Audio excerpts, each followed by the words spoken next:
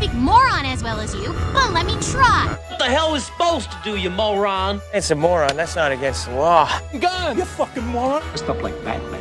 Because he is Batman, you moron. What are you, a fucking moron? Huh? You moron. Drop dead. Moron. Whoa! Up here, you morons. Stepping morons like yourself. Me down, you moron! Hey, moron! Aye. Most So- important. That's so. The Ronda Rousey stuff was quite good. We're coming in with the cash and flinging it out the table and that. I think I'm done with her. She's the worst bit on it still. Get her off it. She's only got one stick though, isn't it? Like she's only going to be Aye, she's got the the bad personality. guy. She's got the personality of a piece of toast or something. She's fucking useless. A piece of toast. Fucking Marcos Rojo's toast. Surely a bit of bread would be less personality. At least you're going to have like peanut. It's a bit warm and it's got some butter on it. At least a bit. No, there's no butter on it. This is butterless toast. All right, okay. When you say toast, I just assume you've actually got sun on it. The sort of Bread, stuff or you used to get something. when you were unwell as a Wayne. Oh, you need some dry toast. When did that become a medical marvel? Dry toast. What's your go-to for toast? Butter. Pack. Just plain up butter for me. Plain up butter. Aye. Okay, sorry, I missed that silly question. If there's no butter, what would be the next alternative? No toast. No toast. You could put cheese in it and have a toast, eh? No, it needs to be butter on it. Mean something that you've just spread with. You're going to say something stupid like lemon curd or something, Ming, I was genuinely going to say lemon curd. I love lemon curd. See lemon curd and toast, man. It is elite. Do you know what my dad does? He has toast with cheese on it and then banana slices. He needs looked at. In a similar way, I like a sandwich which is bacon and banana, which is good. Bacon and banana sandwich is good. I hate banana. I could get behind that. To be fair, I could get behind that. But if you've not tried lemon curd, guys, I'd highly recommend jumping a bit of lemon curd. No. It's quality. It's even better though if you just stick it in between two digestive biscuits. And this is probably why I'm fat as fuck. It's like a cheesecake almost with you get some Philadelphia on there too. You've got a wee lemon cheesecake. Oh, I've not had lemon curd for ages. I got a Secret Santa present a couple of years back, and it was like a 5 kilogram tub of lemon curd. Good. Fucking hell. This is a weird start we've ever had to a podcast, I think. I know I'm feeling relaxed with this new chair and stuff that I've sat here, so I've not got my squeaky chair that you'll know be getting pissed off with me anywhere. But I suppose we better jump in and start talking about this week's movies. I can't actually remember the category of what we were picking these between. Can somebody remind me? Was this the trending on Netflix? Yeah. Trending on Netflix. Right, okay. It's so funny because the first movie that I watched was The Hobbit, which is one of the ones we'll be talking about shortly. This is the first one. I watched that before we started recording the last episode, and I could not for the life of me for ages remember what the second movie was. But I keep using Instagram as my reference rather than just asking you guys in the chat or just checking the chat. I just jump onto Instagram and check. It's like try to keep myself away from actually talking to you. But the second movie is Jackie Brown. Guys, this was 2 long movies that we had this week. How are you feeling about the length of this? Fucking shattered. One seemed a really long length and one didn't seem that bad. I'd agree with that, and I think we'll agree Jackie with Brown was the quite audience. long, to be fair. I did No, mention actually, it tells a story that I've just finished one of the films literally like 5 minutes ago. How fucking long these ones felt this week. The thing is, John, I can picture you actually taking the week and a half to watch these films. It's been like 10, 15 sittings between the two. For one of them, it was I've actually fell asleep in 2 different sittings, and I'm not even joking. On one of these films, it was an absolute slog to get through. Let's get straight in and talk about the movie that I think you're talking about. Then we'll start off with The Hobbit: An Unexpected Journey. A reluctant hobbit, Bilbo Baggins, sets out to the lonely mountain with a spirited group of dwarfs to reclaim the mountain home and the gold within it from the dragon's Smaug. Did I say it right? Smaug? Who fucking cares? I was thinking the exact same there. Aye. Who'd like to go first? I'd like to dispute that synopsis because half of that you get nowhere near seen in this film. This is I'd like an this- actual synopsis of the film would be explained to me, to be honest. you don't see half of that. This is just like the start of a film, but 3 hours long. This is like the first 2 chapters of the book. Aye. That's fucking nonsense. Oh, Because this book's actually relatively small in comparison to the Lord of the Rings world, though, isn't it? yeah, you could genuinely read the book in the same time that you could watch all the 3 of these movies. Well, this was 2 hours and 49 minutes of pure pleasure. Who took more than one sitting to watch this? Even I did. I never do that. I did it in one to just get it out of the way. Oof, well done. If I hadn't left it till last night, I would have gave myself more than one attempt at it. I did it in a one, I think. I actually can't remember even watching it, to be honest. Maybe I'd like Burnsy's full thoughts first on this because I think this will be a brand new thing to him. Well, it's going to be quite short and sweet. Well, not really sweet, right enough. This was an absolute load of dung. Like sometimes I'll come in and not really say what I think about the film until I get to the end and maybe say what my overall thoughts on it is. But the very beginning of it, I was baffled to what was going on. Like the only, I guess, there was 2 decent-ish parts of the film where there was like that dinner party where people were just turning up. It was just like a bit mental, bizarre, but also a bit amusing, I guess. But then when Baggins decides the following day just to change his mind and go with him, I was just like, I couldn't even care less. I was hoping the film just ended at that point because it just got worse and worse and worse as it went forward. The fight scenes were boring. I didn't have any interest in the dwarfs. I was hoping the trolls won at that point just so the film would end. But the trolls. It was just boring. A really long watch. Gollum appearing towards the end made it a bit interesting and watchable at that point, but the riddles they had were just driving me up the wall. Couldn't care less about them. I've not really got much else to say about it because it was that bad. Like, there's not any good points or any positives I can take for the film. The only thing I will request is that if you have to watch any other ones that I won't be on the stream, you can put that. I'll back you right up there. I will stand with you on the picket line. And I couldn't care less if somebody picks the film and it wins. I won't be here watching it, and you can't force me to. So you can all go and fuck yourselves. Is that an option? If we really didn't want to watch something, we can just spit the dummy out and refuse to watch it. We'll go stand with the Scotwell workers and the posties on the picket line. Yep. I don't really care, to be honest. I want to watch the Hobbit too. Like I know you said, Kel, that you would want us to watch Lord of the Rings. I think I did go to watch one at the cinema. I couldn't even tell what it was, and I would give that a go. But then if it was the same idea, and say I hated the first one, I'd be like, nah, no watching. The thing is, like this. Sorry, Kyle, you go first. I was going to say this is nothing like Lord of the Rings. Like Lord of the Rings is so far clear in the Hobbit. The issue for me watching this is you go in with the expectations of it being a Lord of the Rings movie, and it's just not. It's long. It's drawn out. It's boring. There's nothing overly exciting.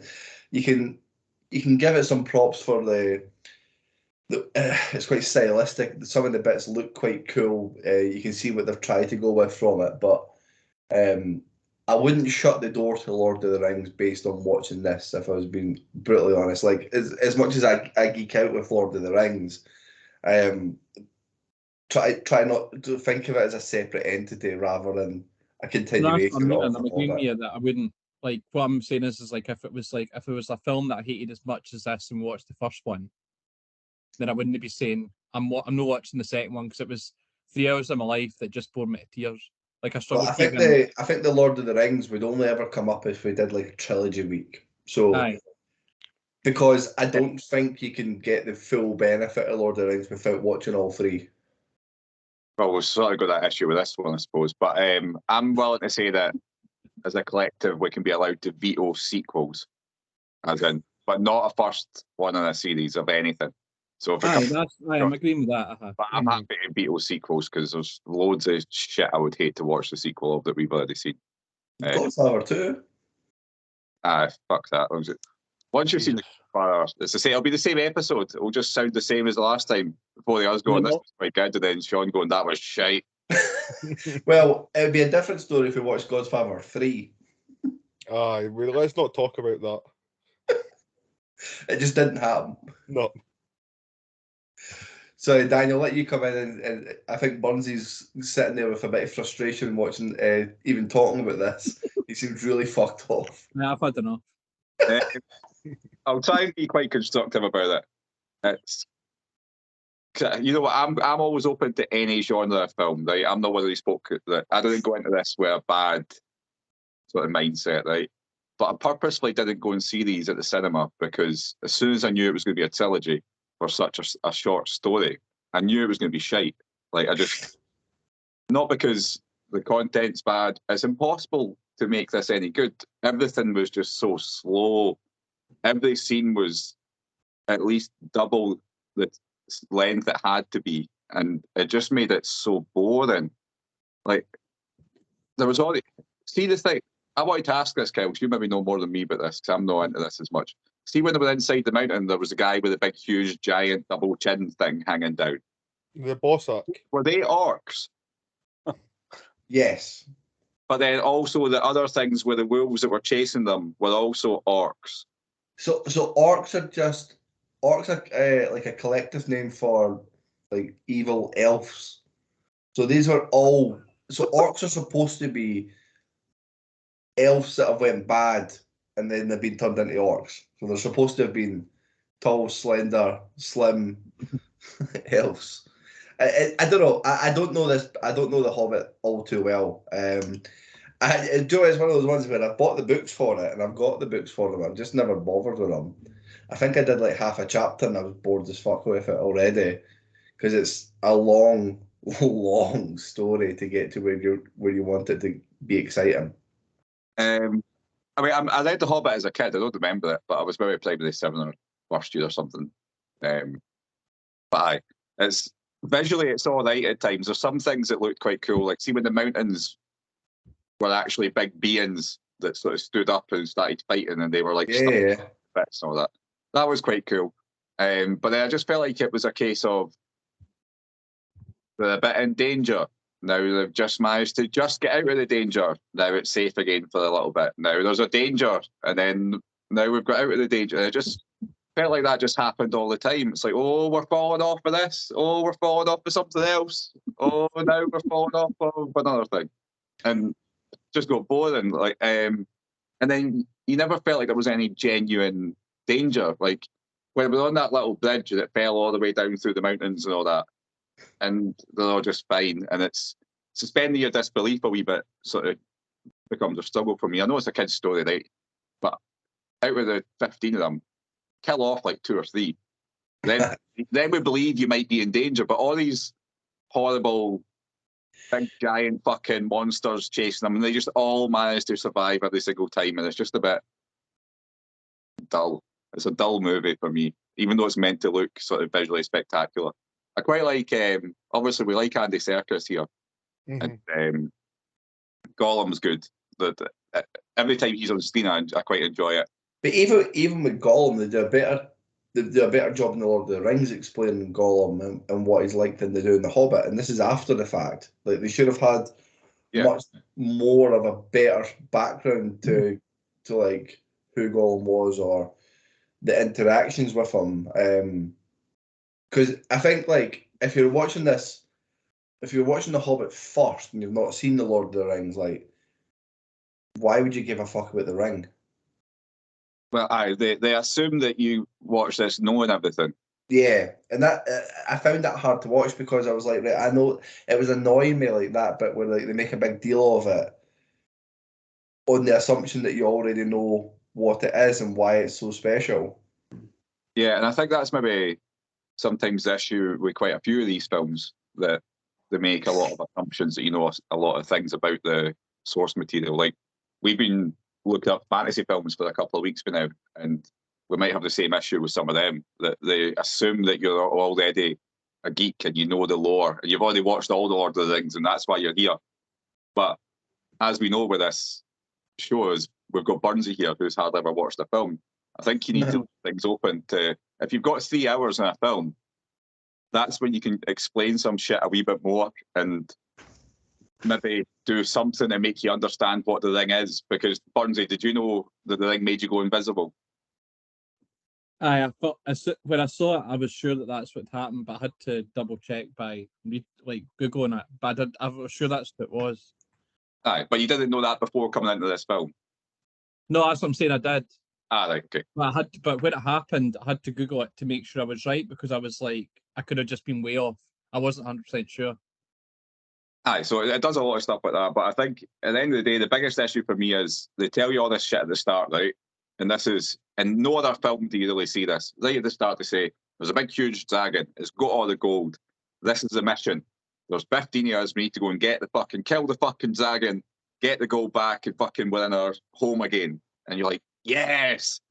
And then the film ends and you've still got they're miles out, they've not even anywhere near it. Like, it's fucking misselling a film, this. Basically, I've had an introduction. Aye, all you've had is a bit of an introduction to a story, and this is a con, is what this is. Like, I'm going to probably even give this a lower score than, even though I didn't enjoy it, I'm probably going to even downgrade it even further because this is conning people out of money, this film. This was just, they knew everyone would go to all of them just based on the fucking hype, and they sucked all the money out of everybody. Well, just a quick one on the money. So the estimated budget for it was 180 million, and so far worldwide it's grossed over $1 billion. Yeah, they knew what they were doing. They knew exactly what they were doing. And the Lord of the Rings would sell it. If it was up to them now, right, and Lord of the Rings was coming out now, it would be 9 films. Yeah. It would be. Then there's no getting away from that. That's just what the way things are going now. It's trying to... Movies are almost coming like massive screen TV series now, especially with Marvel. It's almost like a big ongoing series. And I think this was the start of it. This was the start of me giving you a little bit of a film, but charging you the amount for a full film. Fair play, fair play. I'm just reading about here, Daniel. It says, in The Hobbit, goblins of the Misty Mountains and goblins of Moira are portrayed as an independent race and are distinguished as different from orcs. But in the books, goblins are orcs. Yeah, so that I was confused by that in the film because it didn't they didn't make it distinctive enough as to whether they were supposed to be the same things or they were different things. They made them look too similar. So part of the big distinctive one with the big jowls. All the other things were just like faceless CGI shit. And we've spoken about this quite a lot recently about other movies. Mm-hmm. And this suffers really badly for that you don't feel like anything's a real major threat because it's a big fucking faceless horde of shit. It just looks like blurs on your screen. To come to a specific scene that annoyed me watching it was really early on when all the dwarfs were in Baggins' house and they just all look shit. Like the CGI for it is god awful, and it was I was watching it pissing myself laughing at the thought of Sean watching this scene of these really over the top shit. Like, I would rather watch the puppets from Labyrinth than watch the CGIs that they've done for these dwarfs, and then they start singing a song whilst they're doing the dishes. I was wishing myself more thinking about Sean and his experience watching this. I'm going to assume, Sean, that you paused it at this point and thought, fuck this. Well, it took me like four attempts to actually get through it all. No word of a lie, on 2 of the sittings, like I fell asleep on the couch. I'm just kind of like Bunzy. I'm going to keep it short because I don't really want to give this much time. I did think that I'm actually surprised that kind of 2 years I've said that this actually looked quite good. I thought it felt very pantomime to me. Like see at the start, like whoever thought Martin Freeman was good to be cast as Bilbo Baggins should be taken out the back and shot. He's absolutely terrible in this. James Nesbitt, what the fuck was his character? Seriously, he's literally been plucked for something. You could put him in the Dobie Hall right, at Christmas time, and he went to look at the place. He just looked like a total joke. He looked so stupid. He sounded stupid. The bit at the start where they're all chatting the door and all coming in, just one after the other, they just all looked so like fucking Christmas pantomime. I just felt it looked ridiculous. I feel it looked really, really cheap. Aye. And I thought a lot of the CGI, like with I don't know the names of all the stuff, but what's the big fucking massive things like that were around the fire? Are they goblins? I don't know what they are. Trolls. Are they trolls? There was three of them. Aye, they were speaking with the English accents, like they were Cockney. The trolls. They looked absolutely terrible. Aye. And like I was sitting thinking, like half of these folk that are going into Bilbo Baggins' wee house. Like I know this is like Middle Earth, right? You've got like 4 of them with a Scottish accent. One of them, like they're all just different accents. Like they're no off of this. It's just I don't know. I just found it totally stupid as fuck. Like I really see when you put this post up, right? See whatever score I give this, and I've not got one in mind yet. See instead of putting the number under my name, go and just put shite. I don't even want to give. I'm just shite. The fact that this is, and I'll be honest, like, as I said, that I think I've said this before. I read the book at school for English or something, and I actually enjoyed the book.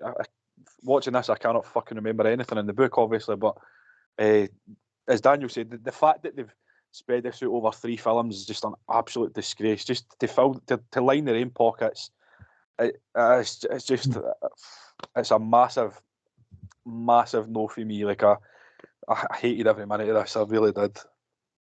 And I actually think like I've seen all Lord of the Rings.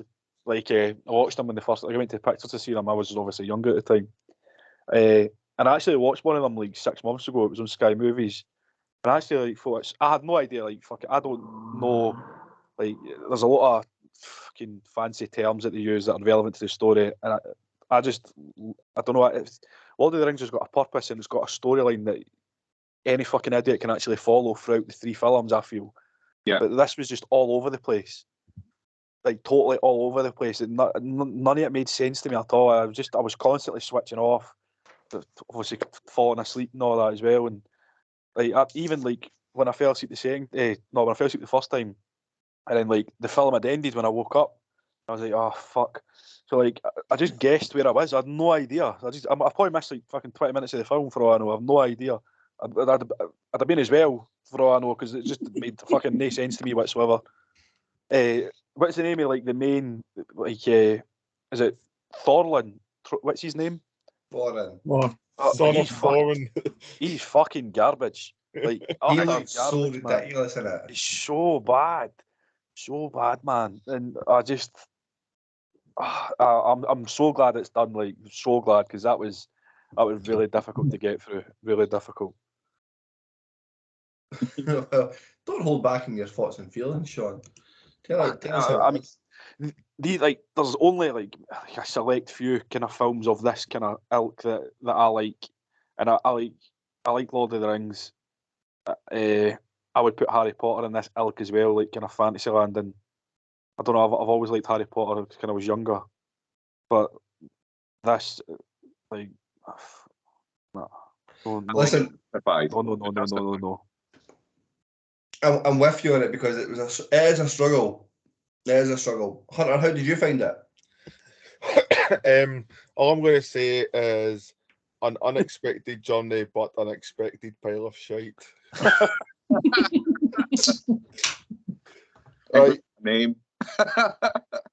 Again, what you've said, Sean. I am not adverse to. Obviously, you know I love my Marvel stuff. I like Game of Thrones. I'm not adverse to this, but this just even I've never even watched Lord of the Rings, and this is enough to put me off watching it. I know you have kind of spoke well of it, but this was that bad a film. I would no interest to explore what else happens in this universe. I mean, similar to the point you touched on, Kyle, I was thinking the same, where there was more connection to the puppets and Labyrinth than there is to these fucking, what do we call them? But as I said, I think it was a Daniel, you said, blobs on the screen. There was just, and as I said, used to Sean, right, with Martin Freeman great actor, but is just Aye. ruined Aye, in this film. Like, I don't know. I mean, I've got a list of names here that I considered, and I would have rather seen any one of them suffer. I mean, one of them is fucking Josh Widdicombe. Is he not a fucking presenter of E4 or something? Josh Widdicombe. Aye. Aye. So famously, I thought that would be in your trivia that he was relatively close to getting this. That would have actually even made more of a mockery of it, I feel. But fair Chuck play. Simon Amstel and Makita Lawrence with Pop World. Fuck it, let's get to Ryland Clark. It's fucking stupid, man. Ryland Clark. My view with this film should have went straight to E4 and not even went to the cinema. So no, it should have went to More 4. Not even E4. Fucking More 4. I could have stuck it on after Hollyoaks. Good folk to watch it. But again, I'd say probably some of the only positives from this film for me were some of the scenery was nice, and that was about it.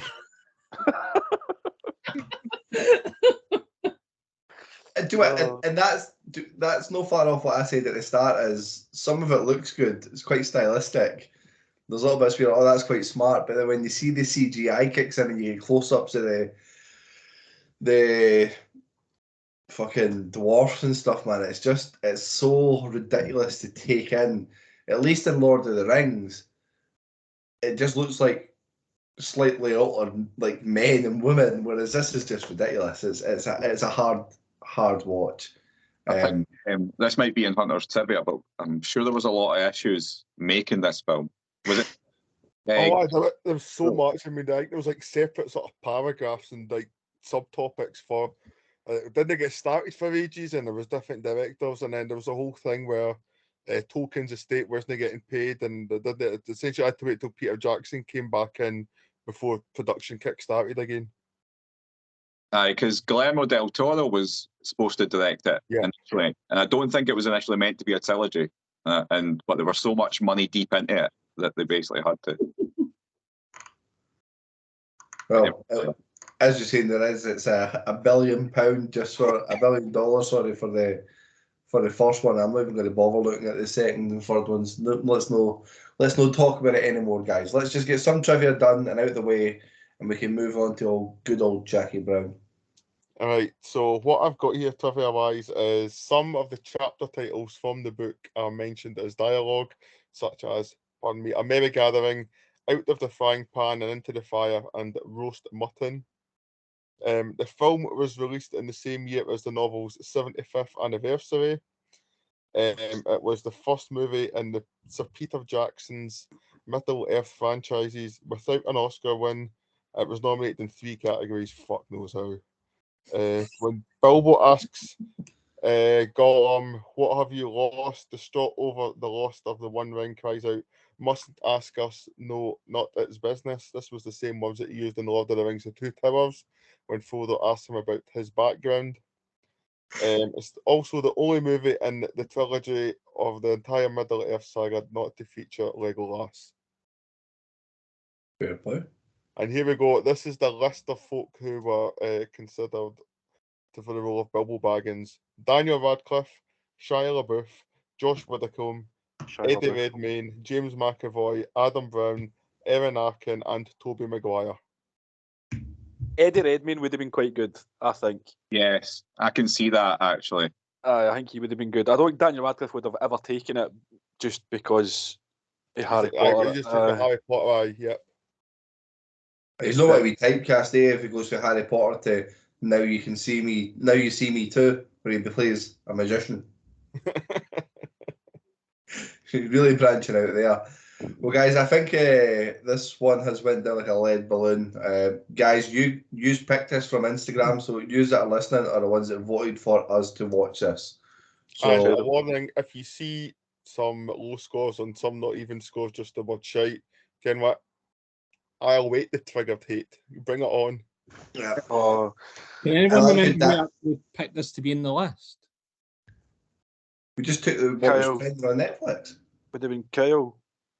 No, I mean, Daniel would have probably gave more than 16, and then somebody's picked this. Was it you, Kyle? Is that why you're not saying anything? It was. It most likely was me, yeah. And the embarrassing thing is that you'd seen it before as well, hadn't you? I hadn't seen all of it. Oh, what made you put it on the list then if you didn't even watch it all? It was one of those ones where I think I'd done about an hour of it, and I looking at the screen thinking, I've actually no idea what's happened here. Oh my It God. was UK. I've just looked back because I wanted to berate whoever it was. So, you know. Fuck's sake, guys, give me a break, eh? Well, let's get to scoring it. We're going to start off with Daniel. I'm giving it a 0.25. 0.25. Hunter? 0.5, just because some of New Zealand looks like Scotland, that's all. 0.5. Burnsy? 0. Sean? Shite.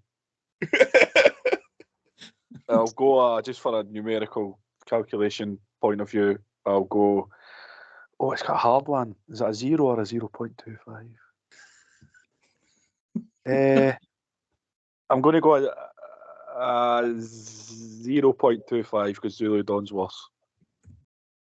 Just thinking I've cut a couple of things worse. That's why I got a 0.25 in.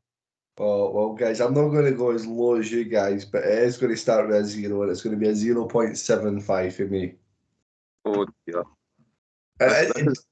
This is bottom 5 material.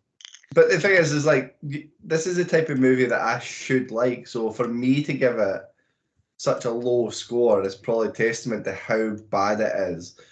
And I'm being overly critical because of how good the rest of the franchise is with the Lord of the Rings. So that's a big part of my my scoring. Right. So Burnsy, Harris, what does that do to it? 0.35. Oh. 0.35, guys. So to give you the bottom 5 movies that we've got, Zulu Dawn is on a flat 0.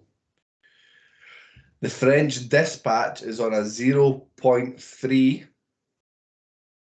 I'd rather watch the French Dispatch over this. Look, because it was slightly shorter. Aye. Jim Carrey's movie, which is either true crimes or dark crimes. Dark crimes. Because on the list, IMDb shows it as true crimes, but the poster shows it as dark crimes. That was a 0.35. So that brings The Hobbit in at joint 143rd on our list. The next movie up on there at 142 is Mega Shark versus Colossus. Well, I might put Mega Shark down to a 0 by the time we come down to the next time, because it's where it should be. Oh, well, that's it. And the next one up for that is The Last Airbender. So 3 movies in the bottom 6 were selected by me, guys. Well, but we've still not added in Capone, which would then mean that Hunter's got a few down the bottom there as well. I don't think I've got any in the bottom. I just pick good films, that's why. There's the bottom section's got like Fear and Loathing, Pokemon, The Boondock Saints, Zack Snyder's Justice League. There's some more in there for me.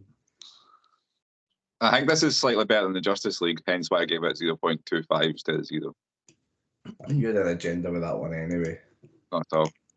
Not at all. Well, but listen, before we move on, did you have any remaining things, like questions we wanted to talk about that has came up recently? I never stuck anything on Twitter this week, I forgot. No, I didn't put anything up this week, but we did get asked last week. One was, would we consider doing a special where we cover a series, more than review a series? That's so interesting that you said that, because I was driving the other day there, and I was just listening away to our podcast, and I was thinking that as like a mini thing, how interesting would it be to do like a something that's like 8 episodes long, where we just did an extra episode, like an extra 10-15 minutes talking about an episode that I've watched, or something like that for the future. Would be quite cool to do. Aye, because if you think about it, like, these 2 movies took us, 6 hours nearly, and a full season after something at 8 episodes would probably take you about 6 hours. So so one to discuss. So I wouldn't say it's off the cards. What do you guys think? Can you maybe put it in the wheel? Mm-hmm. And then take off fantasy. I mean, then you're We kind could of get wanting something that doesn't run on to like 2, 3, 4 series long, because you're not getting the full story. So finding something that's like a mini series that's going to be between 4 and 8 episodes long. I think the good thing could be is if it does carry on, it could give us something that we would go and watch in our spare time that we actually want to watch, if you know what I mean. If it is something that's longer. But I do ideally something that's 1 or 2 seasons.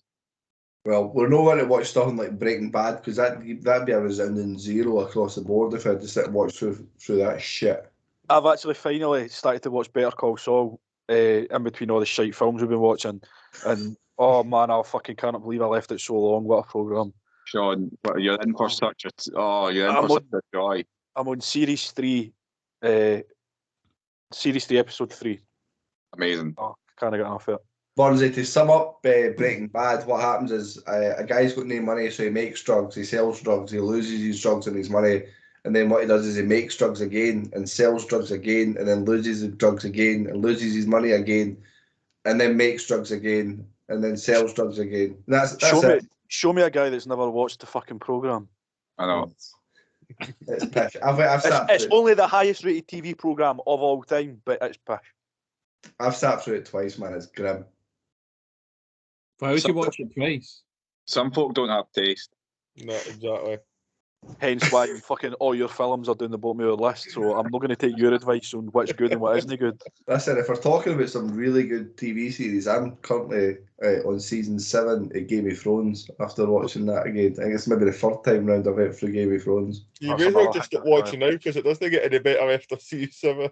Again, I know. And do it is depressing because I know what's coming.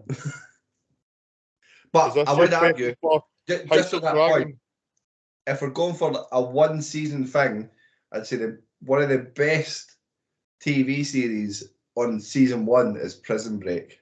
Oh, fuck off. That's 24 episodes. Is it no? Fuck me. That's the thing. We need to pick, if we're going to do it, and use something modern. Because I was thinking that, because I would quite like us to do the X-Files, but it's the same. It's like 20-odd episodes a season, so it doesn't work. I forgot the actual question, guys. I was just throwing that out there as a statement as being one of the best season 1s of any TV show. So I was the perfect age split. So what age would we have been? About early teens, mid-teens, high school anyway, when it came out. And it was amazing. Or maybe just after high school, so I remember about 18. Yeah. Sorry. But I very much enjoyed it when it came out. And then after season 2, I liked season 2 as well. And then it was garbage after that. Exactly the same. Do you know what would be a great laugh? It'll never happen because of how many episodes and stuff. Imagine us trying to sit through and like talk about Lost. That was my first thought about this. But we could do it like once every just a couple of episodes a time every couple of weeks. I think that would be chucked pretty soon because there's again 24 episodes in a series of Lost. It's just too much. It's far too much. And then that obviously after like series 3, because like I say that series 1 of Lost, because I can remember like my dad used to fucking like get all these programs because that was like that and Prison Break were all shown in America like 6 months before it came here. Yeah. So like I remember watching it all like when he downloaded it and like put it on a disc 6 months before anybody had seen it, and it came out on Channel 4, and I was like waiting on series 2 coming out, and I just remember like being absolutely engrossed in series 1. But then it just gets really stupid, like series 3 or something like that. They didn't know what they were doing. I think they only had the idea for season 1, and then the ending was atrocious. Awful. But I remember it. What about something like Chernobyl? That'd be a good one for us to do. Something like that. That's a good show. We could even put it to our Bandy Brothers. Oh, I love Bandy Brothers. Is that not quite a lot of seasons? 2. That's just 1. Is it 2? 1. I thought it was 1. What was the other one that came out after Bandy the Brothers? Pacific. That's it. I've actually never seen either of them. Just 10 episodes in Bandy Brothers. In answer to the question, I can't remember who asked it. Sorry, I'll put it on Instagram after. Yes, maybe. Put it in the wheel. We could even pick something out, like try and get some suggestions, just because obviously we're on here trying to rack our brains. The folk out there might have some suggestions for us that we can the best single season show to watch was True Detective. Oh, aye. I'd gladly watch that again. Again, the issues with that is though these are like Sky Atlantic only shows, and they're hard for us to actually all get as well. Oh, So like True Detective, Band of Brothers, like these are all like fucking Sky Atlantic or HBO or whatever. So it is hard to actually get. I'm sure they're available. I'm sure they're on Sky. Go, oh, you're a Virgin guy, eh? You can come down to mine and watch it every night. We'll make have a cup of tea. I'm a Virgin guy. I am Virgin, so I don't get Sky Atlantic at all. It's Sky exclusive, isn't it? But well, let's say question for listeners, eh? I know. let's put that on Instagram to find out what kind of things people would like us to watch. Let's jump on to Jackie Brown now, guys. Another movie over 2.5 hours long. Surely we don't have to watch any more Tarantino movies. Are we done with them all? Once Upon a Time in Hollywood and The Hateful Eight. I'm not watching The Hateful Eight. I'll be absent that day. I've already seen that. That's one of the worst films I've ever seen. It's bad. Well, listen, a flight attendant with a criminal past gets nabbed by the ATF for smuggling. Under pressure to become an informant against the drug dealer she works for, she must find a way to secure her future without getting killed. Director Quentin Tarantino. And some cast in it, guys. There's a good cast for this one. Mm-hmm. Sean, I want to come at you first on this one because one of the very early opening scenes. I almost turned it off. Close-ups. That was vile. That's the worst. Like in terms of like the feet, it was so obvious and so plain. That poor young lassie, like literally, like you could actually see under her nails. Like it was that crusty. Like you could see the skin of her, like the actual flaky skin on her fucking taze, man. It's just so obvious, and it's beyond a joke. It really is, and it's just creepy as fuck. And it wasn't even like after that when fucking what's his name? He's the most famous actor in the world. Oh my god, De Niro. His name is Louis. Louis. When the hanging about De Niro, when he was like, when he was sitting on the couch, and then like she was like, was it a bong she was doing or something? I can't remember. And like her feet were in every scene, even when Samuel L. Jackson and De Niro were talking, her feet were in the corner of the scene when she was like sitting on the couch. It's so obvious. It's just it's so bizarre, and I'm at a point where I actually find it uncomfortable to watch because I know, and he's sitting in his dungeon with all these tapes, all these lassies' feet, just chugging himself raw. It's absolutely vile. But I stuck with it. I'm pretty glad I did. I actually, for a change, enjoyed one of his films, but I did find it kind of a bit obvious. I just find a lot of his films kind of repetitive. Like, there's no shock factor to people getting killed. Like, the prime example is when fucking De Niro and Samuel L. Jackson are in the car after he shot his blonde girlfriend, but it's not his girlfriend, the lassie with the feet. And like he was saying, and they seen Max Cherry in the shop, and he's like, oh, it's fucking. You never thought it's strange that he was there. Of course, he knows her. Blah blah blah. You just knew he had a gun, and he was just because he was just going to shoot him. Like there was no like surprise there at all. And when Samuel L. Jackson died, like Jackie Brown's sitting in the office in dark.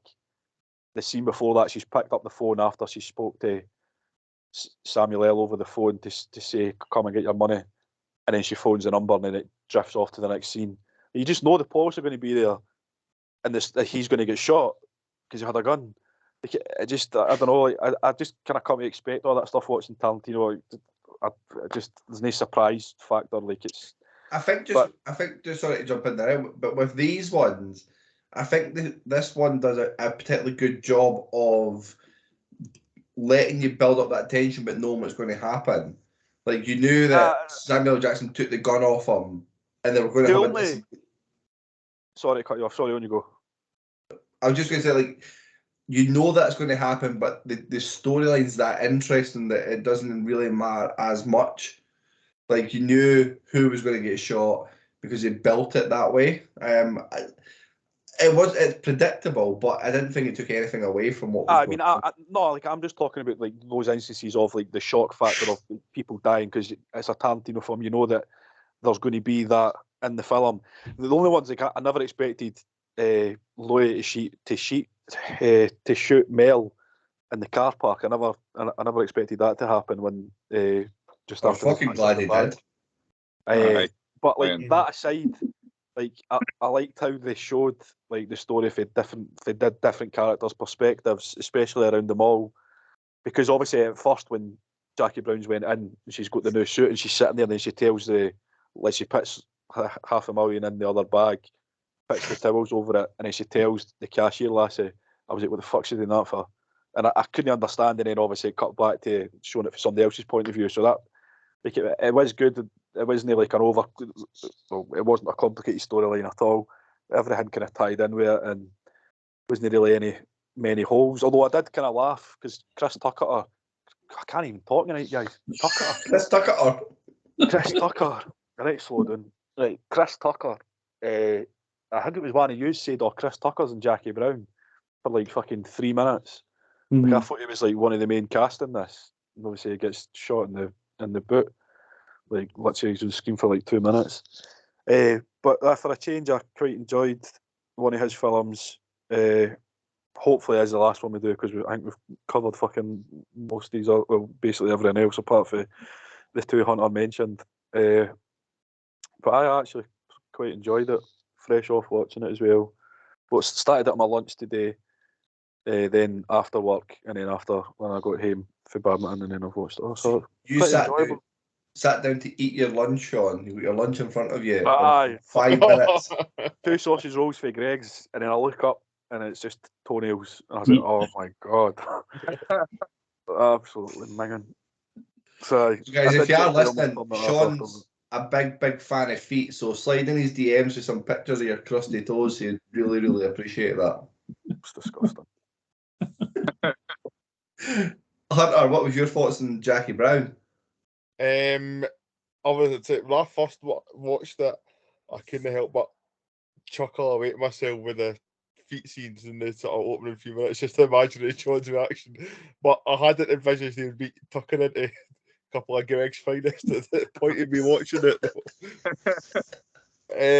Kind of similar to what Sean said, I think I really enjoyed it. This is my first time watch for me, and I really enjoyed it. I think the cast is great throughout. I mean, the settings, the soundtrack, everything just flows and just fits in perfect for me. Pam Grier's fucking class in this.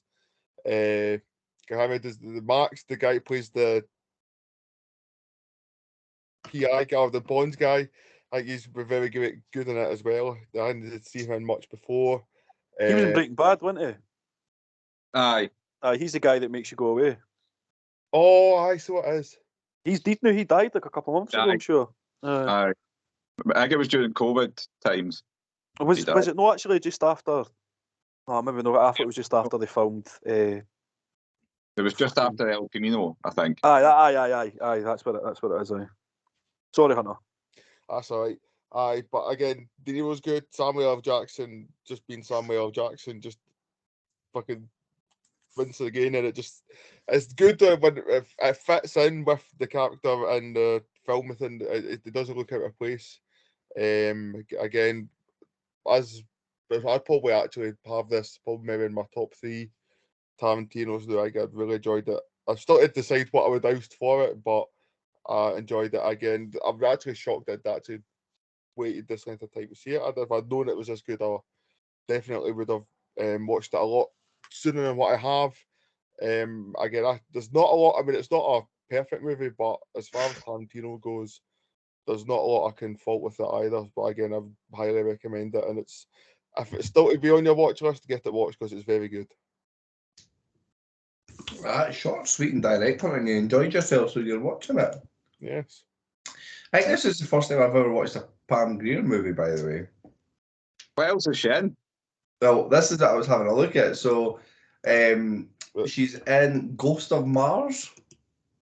Oh, Ghost of Mars. I've never heard of it. So John Carpenter film, eh? Ghost of Mars, Foxy Brown, and Coffee are the 2 things that she's known. The 3 things she's known for. But Foxy Brown and Coffee are movies for the 70s. Aye, I didn't know anything about her. She's brilliant in this, though. Absolutely awesome. Mm-hmm. My piece. I think even like you've talked about the time when this was released and set, to have a black female as the lead role in a movie, I think is very ahead of the curve at the time as well, which I think maybe should be acknowledged for Tarantino actually doing something of note that wasn't foot shots.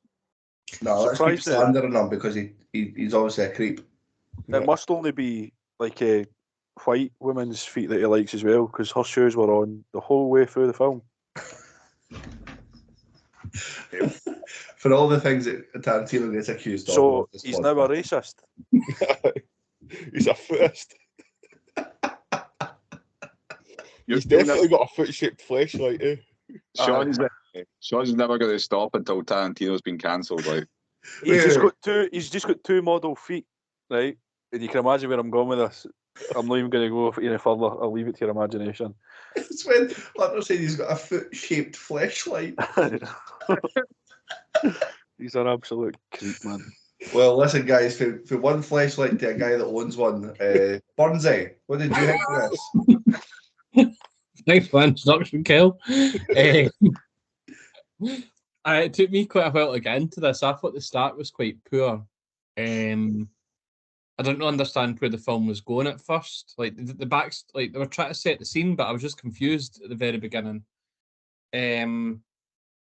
Like Sean had pointed out, I thought it was funny because I could just imagine Sean watching it. But if you turned on this film without knowing who the director was, you would know who the director was as soon as that's the first scene was there with Mel's feet. It's just embarrassing. But anyway, as when Sean had mentioned about I can't even say his name either, Chris Tucker, is that Chris Tucker, you were about to say there. Chris Tucker. Is that Chris with a T? Is he looked like so much younger to me than what he is in Russia. Like he looked about 10 years younger, I thought. Maybe it was just me. I just thought it didn't look. It looked like a pretty similar time as well, eh? He did look about a couple of years difference, probably, aye. It's a year later because I had to look thinking it must be like 10 years apart, and it's like, no, not at all. I thought once the police got involved, it definitely picked up, though it was enjoyable for that point onwards. Whereas before I was sort of getting a bit distracted because it just wasn't hitting the spot for me. I did think that Ordell and the police seemed a bit thick throughout the film, though. They just seemed really easily led, I thought, by Jackie Brown, because whatever she spilled them, they were just like, oh, I will do that. Yeah, that sounds fine to us. I will go on with your idea. Didn't really question it once, apart from like a couple of times where maybe giving her like weird looks, but it seemed so easy for her to plan out, because you thought there'd be a bit more dubious about what her big plan was. I think Louis, when he came across as like, when he'd been in jail before as well, I was thinking you're obviously good, because he's been in for, was it armed robbery or something like that? As he came across as completely clueless as well. Like he just gave off that vibe that it was as if he was just involved in something as like part of the gang or whatever. He got caught, got put in jail. You can imagine him actually fucking up the full raid that they had or whatever. In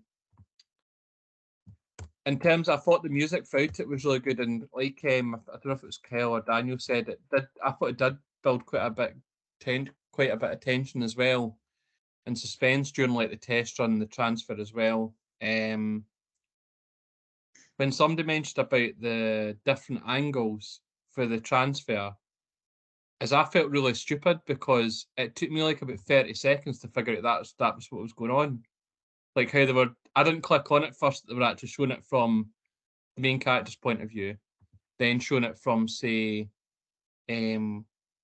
Max Cherry's point of view or whatever. Yeah. It keeps going back to the same scene, but from a different angle. Aye, but at the first it's clever. No, it's clever how they did it. It was more just at the very start. I didn't click on that was what was going on. I was thinking, have I got this on like rewind or something? At first, and then I realised, oh, this is what was going on, and it did obviously make a lot of sense. Tied up a lot of loose ends, as Sean had said, in terms of when he talks to the cashier. Because I was thinking, why would you go and admit that? But obviously, then it flows through. You get all the understanding of it.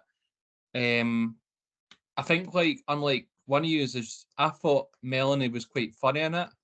and when she was winding up Gara in the parking lot, how she was just like constantly on him, pushing all his buttons. I was just like sitting laughing about it because she obviously knew what he was doing. You could see him cracking. You wouldn't expect him to shoot her right enough. And he obviously just completely lost his rag. But the film does a good job of building up her being annoying, though. Like, no, it does. But I like, thought she was funny annoying. it deliberately does it for annoying. like no answering the phone, gets told to, and then it rings again, and they're looking at her, and she's just looking at them and refusing to come out of the room every 2 minutes. She's just annoying as fuck. So when he shoot her, I was more like, thank fuck, man, eh? Like, get her bullied. No, I didn't. I wasn't like I was thinking, oh, that shouldn't have happened or anything from that point of view. It's more just I thought instead of being pissed off watching it, I was just thinking like, you could actually imagine somebody trying to be really annoying to watch it and doing those kind of things. One point that just came to me just now, which makes Gara sound a bit silly as well, is obviously how when Max Cherry comes out and he goes through like a double doors and his car's just outside, whereas he parks like down the stairs into like miles away from where the shop is. You know where the shop is, just park outside and you've got a getaway straight away. I think they were both stoned. I think you were meant because they always. I never clicked on that he was stoned as well. I was thinking that only she was stoned. Obviously, it was quite clear, but I thought maybe he had a clear head that day for a change. Nah, I don't think so. I think he was hitting the bong as well. But what do you call his character? Gara. Right. I thought you were saying Gareth. I was like, no, Gara. Or did you just watch a completely different film? I was a bit unsure about the ending though. Again, just as I mentioned before, that Ordell just comes across as a bit silly because if he's meant to be this big, what is it he was selling? Like selling guns and stuff like that, and then obviously was into drugs as well. You wouldn't think somebody that's that high up would be, and apparently is going to be that rich, would be that trusting about some random guy saying, "Oh, she's at the place now. She just wants to give you the money back and she'll apologise to you." You'd think he would know that he's running into issues.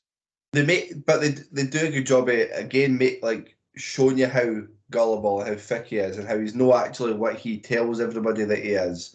Because when Mel's explaining to Gareth, he's like. Has he mentioned he's $500,000? Has he mentioned this? Like he's just regurgitating shit that he's heard about guns. He actually doesn't know anything that's going on. Oh no, I agree with you in terms of how the film portrayed it. It's more just the fact that actually, if somebody is that well off and has done that well for themselves, it makes out you'd think they would actually have a bit more brains. Whereas obviously she does point out and says he's not actually that bright. You could rip him off quite easily, and she suggests that as well. But yeah, I'd enjoyed it. And then another thing that which I was surprised at is usually with the Tarantino films there's far too much blood and guts, whereas this was not like that at all, which was a bit of a change, which I think when Tarantino films before, I've said that's an issue for me. I don't think it's up there with some of the Tarantino films that I've watched before, but it's definitely an enjoyable one. And maybe something I'd go back and watch again in the future as well. Happy days. Daniel, what's your thoughts?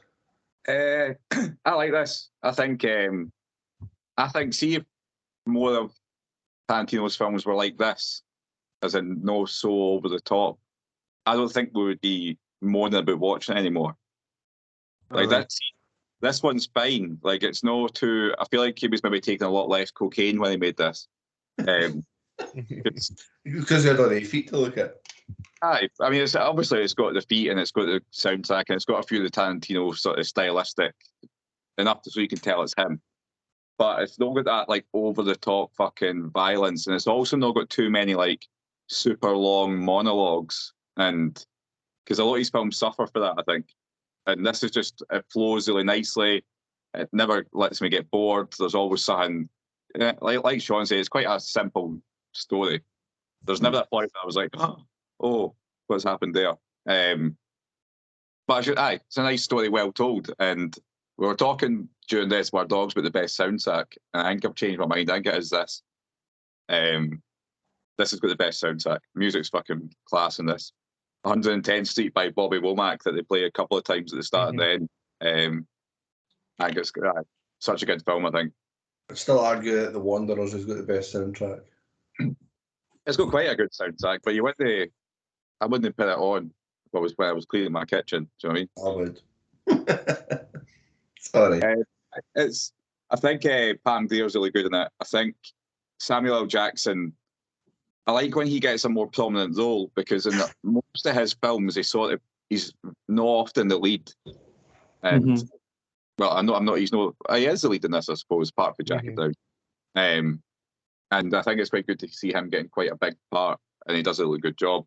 It's weird to see, and in the opposite way, it's quite weird to see De Niro having just a part with very little dialogue. He just makes noises most of the time. Yeah. Sits and gets stoned, and I was expecting more for De Niro, to be fair, but just because obviously the name more than anything else, if it was an actor who wasn't as well known, then you wouldn't have had any thoughts about it. It reminds me a little bit of Brad Pitt in True Romance. So like Brad Pitt's in that, but he's just a stoner and he's got like 2 lines or something. Like you wouldn't really know he was there. So but no, I think overall it's good. It's not to blow you away, but I would easily watch it again. It's a nice, easy watch, which you could not normally say about a Tarantino film. It's very different for the rest of them. Before we jump across to Hunter, I'm just looking at some of the awards that it was like nominated and it's won, etc. What genre would you put this movie in? Crime thriller. Aye. But you wouldn't put it in the science fiction, fantasy, and horror film genre. No. What's horror about it? So just for the Saturn Award, just the best actress and best supporting actor was that category. Was nominated? Weird. Bizarre. Go on, Hunter. What I would kind of say, on obviously what I touched on that, is a bit different from normal Tarantino films, obviously with the long monologues, not over the top with the violence. Is obviously this screenplay was adapted from a book, so the fact that maybe the source material was already there to be adapted is maybe why it's not just been playing off the cocaine brain of Quentin Tarantino onto the page. That's maybe why it's a bit different than the others. Maybe. What other time of the job? Yes, so I have. So in the first mall scene, Max Cherry is seen exiting a movie theatre while the music for the ending credits is playing. This is in fact the closing music for the film itself, so it must be the credits from the film he's watching is also what appears at the end of the credits of this film. That's why it's in the sci-fi genre. He's watching the movie that we're watching, so he knows what. Of the Quentin Tarantino's films that have received Academy Award nominations, this is the only one not to win at least one award. Best supporting actor, wasn't it? Aye, from Robert Foster. Yeah, and does anybody know who won it that year? What was that, 95 or 94? 1998. 1998, yeah. What Good Will Hunting year? Was it either bed? Good Will Hunting is correct, and Robin Williams. Nice. Well done, Hunter. What a shout that is. It's knowledge. Knowledge. So it's also the first time in a Quentin Tarantino film he didn't have a cameo. That is if you don't count the voice note that's left on Jackie Brown's telephone. So he didn't have an acting role in the film. So the $500,000 is actually real cash, and you consider that amount of cash was also the full budget for Reservoir Dogs. Then they've just got it as a prop in this film. And this is my last one, which I've seen. I thought would be quite funny. So in the film, Robert De Niro has sex with Bridget Fonda. He also had sex with her Aunt Jane Fonda in the film Stanley and Iris in 1990. De Niro is the only actor to have had sex in a film with both the aunt and the niece. Jesus. What a piece of trivia that is. I know. I just laughed so much that I partied there.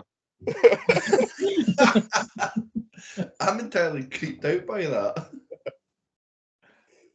Now I want to know. Now I want to know about other trivia like this. Has anyone had sex with a mother and a daughter in different films? Well, Hunter, you can put that as your homework for next week. That's sort of the listeners at home. I want to find that out, so I will report back next week to see. Just That's not really very, something very, you can Google as well, because it's I was just saying, gonna be be- very Google careful on how you for that, Google like. that. Oh, that's something, Kyle? Put up as an Instagram post, Daniel, and then somebody might be able to come back to you with. I will get cancelled. I just think you should be careful on how you Google that, but you might find yourself in a deep wormhole in the web with those kind of. Are we on the dark web? Hunter's typing in who's pumped mum and daughter Google. Oh God! Well, guys, listen. I think it's going to be a much better score than The Hobbit got. That's for sure. Let's start off in the same order, and we'll go to Daniel first. A nice solid 4 for me. 4 for Daniel. Hunter, are we having the Dunter Alliance coming back? So as with The Hobbit, I will be going a 0.25 above Daniel this week, so 4.25 for me. Well, we clearly know who's on top between you two anyway. Burnsy. 3.75 for me. 3.75. Sean, it's over 2.5 hours long, so I know your score will start with a 2. 4. Oof. Put me in my place right there. And I'm just going to copy you there as well, Sean. Nice and lazy. I'll also go for a 4. Very much enjoyed this movie. I can do the math. It's a 4. Yep. Burnsy's still trying to work that out though. Give him a minute. You can see Bugsy was still typing it in his calculator. No, I'm still trying to figure it out, but no, Daniel was right. So 4 brings this movie to number 26 on our leaderboard, just overtaken Rush Hour 2. And a 0.5 behind The Batman. Good place. That's a good solid place for it. It's quite a mixed week when we think of the two that we've watched here. We've got one coming in at 26 and another one coming in at 143 on our leaderboard. Very, very contrasting. Well, that does wrap it up for the 2 movies that we have watched for this week. Does anyone know offhand the movies that we're going to be watching for the next recording? I should. Because we just, yes, we're watching Pretty Woman and we're watching The Omen. Pretty Woman and The Omen. That's 2 contrasting movies massively as well. We're getting quite ahead of the game with the lists and stuff coming out. So we are going to be having sport coming up soon, fantasy coming up soon. Should we have a little wheel spin, guys, to see what the category is going to be for the week after? Yes. Right. Why not? You said that as if we were on like a CBeebies show there. Oh, did I? Okay. I'm getting better at this then if that's the case. Yeah. Do you know what it is? It's because I'm in a new chair. I'm sitting here chilled and relaxed. I'm not sitting with a seared back in a squeaky chair. I'm feeling it, guys. Cool. So the wheel was updated last week, guys. What was it we were going to add into the wheel? You still need to take out fantasy in that because we've got that coming up. Take fantasy out. Aye, we're not wanting that again. I'll put series in because that was the one that we mentioned, wasn't it? Yeah. Okie dokie, guys. So it is spinning away. Fantasy removed. Series added in. Let's get trilogy. Action. Nice and simple, guys. We're going to get action movies. That'll keep Sean happy for a week. I'll get a couple of car crashes in. Sean will get some 5s. Just a nice, easy watch. That's all I'm after. Sean just wants 16 movies on the Instagram with The Rock in it. That'll do. No, I just want 16 movies that are 90 minutes long.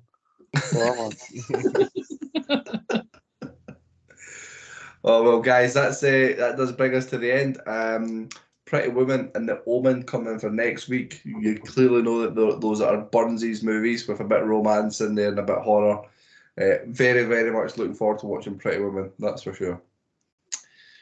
Guys, have a good night. Thank you very much. And us morons bid you farewell. Bonsoir, mes amis. What does that even mean? Good night, my friends. It probably means hello, beautiful, based on last week's one. Oh, aye. What was it you said last week again? Guten Guten Tag. Tag. Sorry I don't speak moron as well as you, but let me try. What the hell is supposed to do, you moron? It's a moron. That's not against the law. Gun! You fucking moron! Dressed up like Batman. Because he is Batman, you moron. What are you, a fucking moron? You moron. Drop dead. Moron. Whoa! Up here, you morons. Stepping morons like yourself. Me down, you moron! Hey, moron! Bid you farewell and good luck, morons. Bye.